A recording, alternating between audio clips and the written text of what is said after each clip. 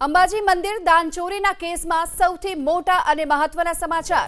જિલ્લા કલેક્ટરે એસઓપી સાથે બનાવ્યા કડક નિયમો। અંબાજીમાં દાન ગણતરીનું હવેથી લાઈવ પ્રસારણ કરવામાં આવશે।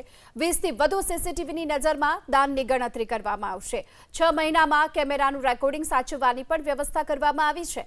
હાજર લોકોનું મેટલ રેકોર્ડિંગથી પણ ચેકિંગ કરવાનો નિર્ણય કરવામાં આવ્યો છે। તો તેની સાથે 2 મહિના અગાઉ ભંડારામાંથી 1.4 લાખ રૂપિયાની જે ચોરી થઈ હતી, ચિરાગ ઠાકુર, વિવેક શર્મા, નિકુલ પટેલ સામે ફરિયાદ થઈ છે। આ ત્રણેય કર્મચારીઓને તાત્કાલિક અસરથી નોકરીમાંથી ડિસમિસ કરી દેવાયા। અને અંબાજી મંદિર ટ્રસ્ટ દ્વારા આ ત્રણેય કર્મચારીઓને તાત્કાલિક અસરથી નોકરીમાંથી ડિસમિસ કરવામાં આવ્યા હતા। ત્યારબાદ ભંડાર ગણતરીની જે પ્રક્રિયા છે એને વધારે સુદૃઢ બનાવવા માટે નવી એસઓપી પણ જાહેર કરવામાં આવી છે।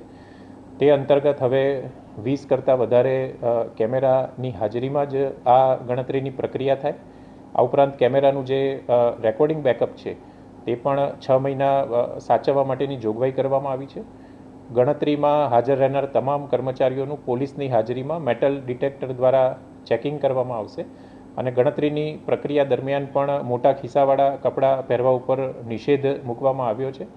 ગણતરી પૂરી થયા બાદ તમામ જે ગણતરીમાં સંકળાયેલા કર્મચારીઓ છે તેમનું ફરીથી પોલીસ દ્વારા ચેકિંગ કરવામાં આવે તેવી પદ્ધતિ ગોઠવવામાં આવી છે।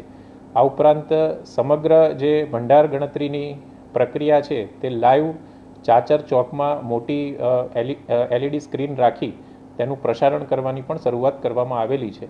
આમ અંબાજી મંદિર ટ્રસ્ટ દ્વારા આ બાબતે તાત્કાલિક કાયદાકીય કાર્યવાહી પણ કરવામાં આવી છે અને આ પ્રકારની ઘટનાઓ ભવિષ્યમાં ન બને તેના માટે અસરકારક એસઓપી પણ અમલમાં મૂકવામાં આવેલ છે।